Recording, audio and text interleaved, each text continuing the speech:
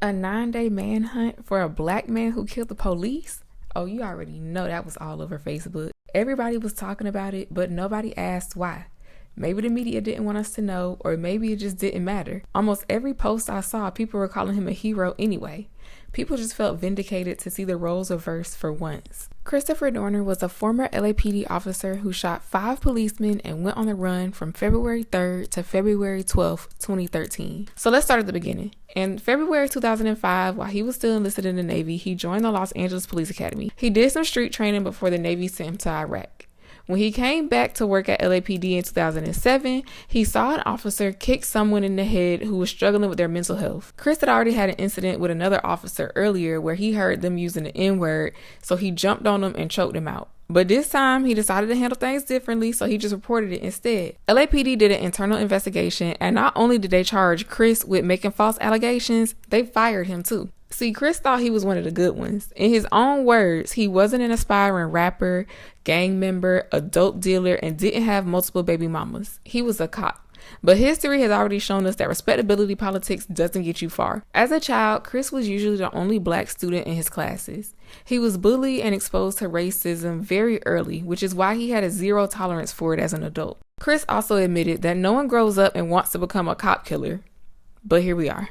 Monica Kwan and Keith Lawrence were found shot over 14 times in the parking garage of their apartment on February 3rd. A few hours later, military equipment and an LAPD uniform was found in a dumpster along with a notebook that had 2 names on it, Evans and Dorner. Evans was the cop accused of kicking the man in the head, and she was still with the police department. But as soon as she heard Chris's name get thrown into the mix, she started getting scared. Monica's dad was a former police chief turned lawyer who was supposed to represent Chris during the internal investigation.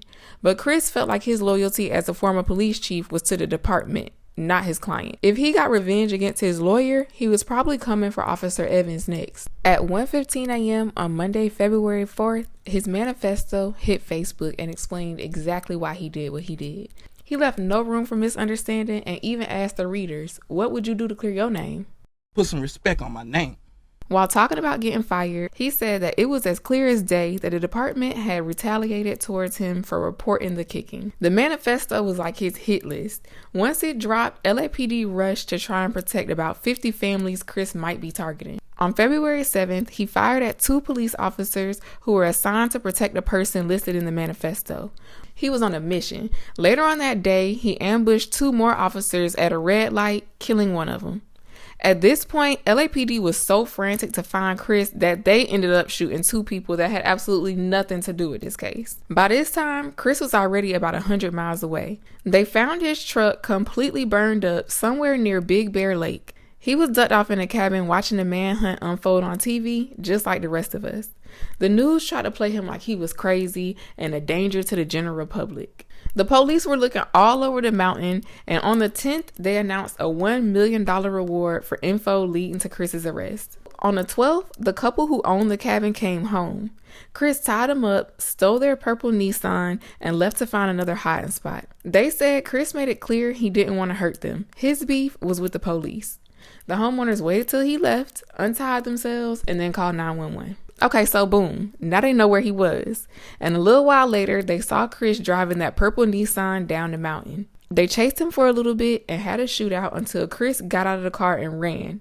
He ended up stealing the truck and drove to another cabin. He killed 1 more officer before the police started throwing smoke bombs into the cabin, which started a fire. They said they didn't start the fire on purpose, but they definitely wasn't trying to put it out either. Chris was running out of options and ultimately decided to just take his own life. The fire burned for hours and hours until there was almost nothing left of Chris or the cabin.